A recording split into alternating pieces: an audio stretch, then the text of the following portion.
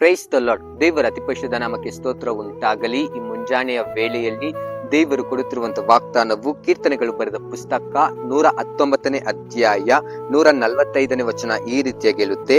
ಯೆಹೋವನೇ, ಸಂಪೂರ್ಣ ಮನಸ್ಸಿನಿಂದ ಮೊರೆ ಇಟ್ಟಿದ್ದೇನೆ, ಸದುತ್ತರವನ್ನು ದಯಪಾಲಿಸು, ನಿನ್ನ ನಿಬಂಧನೆಗಳನ್ನು ಅನುಸರಿಸುವೆನು ಎಂಬುದಾಗಿ ಬರೆಯಲ್ಪಟ್ಟಿದೆ. ನನ್ನ ಪ್ರೀತಿಯ ದೇವರ ಜನರೇ, ನಮ್ಗೇನಾದ್ರೂ ಕಷ್ಟ ಇಲ್ಲ, ದುಃಖ ಇಲ್ಲ, ಏನಾದ್ರೂ ಅಗತ್ಯವಿದ್ದಾಗ ನಾವು ಮನಸ್ಸು ಪೂರ್ತಿಯಾಗಿ ನಾವು ದೇವರಿಗೆ ನಾವು ಒಪ್ಪಿಸಿಕೊಡುತ್ತಾ ಮನಸ್ಸು ಪೂರ್ತಿಯಾಗಿ ನಾವು ದೇವರಲ್ಲಿ ನಾವು ಪ್ರಾರ್ಥನೆ ಮಾಡುವಾಗ ದೇವರು ಖಂಡಿತವಾಗಿ ನಿಶ್ಚಯವಾಗಿ ನಿಮ್ಮ ಪ್ರಾರ್ಥನೆಯನ್ನು ಕೇಳಲು ಆತನು ಶಕ್ತನಾಗಿದ್ದಾನೆ. ವಾಕ್ಯದ ಪ್ರಕಾರ ನಾವು ನೋಡುವಾಗ ಸಂಪೂರ್ಣ ಮನಸ್ಸಿನಿಂದ ಮೊರೆ ಇಟ್ಟಿದ್ದೇನೆ, ಸದುತ್ತರವನ್ನು ದಯಪಾಲಿಸು ಎಂಬುದಾಗಿ ನಾವು ದೇವರಲ್ಲಿ ನಾವು ಪ್ರಾರ್ಥನೆ ಮಾಡಬೇಕು. ಅದೇ ರೀತಿಯಾಗಿ ದೇವರು ಕೊಟ್ಟ ನಿಬಂಧನೆಗಳನ್ನು ನಾವು ಅನುಸರಿಸಿಕೊಳ್ಳುತ್ತಾ ಅದರಂತೆ ನಾವು ನಡೆಯೋಣ. ಈ ವಾಕ್ಯದ ಪ್ರಕಾರ ನೀವು ನಡೆದುಕೊಳ್ಳಿರಿ, ಈ ವಾಕ್ಯದ ಪ್ರಕಾರ ನೀವು ಪ್ರಾರ್ಥನೆ ಮಾಡಿರಿ. ಖಂಡಿತವಾಗಿ ನಿಶ್ಚಯವಾಗಿಯೂ ನಿಮ್ಮಲ್ಲಿರುವಂತಹ ಪ್ರತಿಯೊಂದು ಕೊರತೆಯನ್ನು ದೇವರು ನೀಗಿಸಿ ನಿಮ್ಮನ್ನು ನಡೆಸಲು ಆತನು ಶಕ್ತನಾಗಿದ್ದಾನೆ.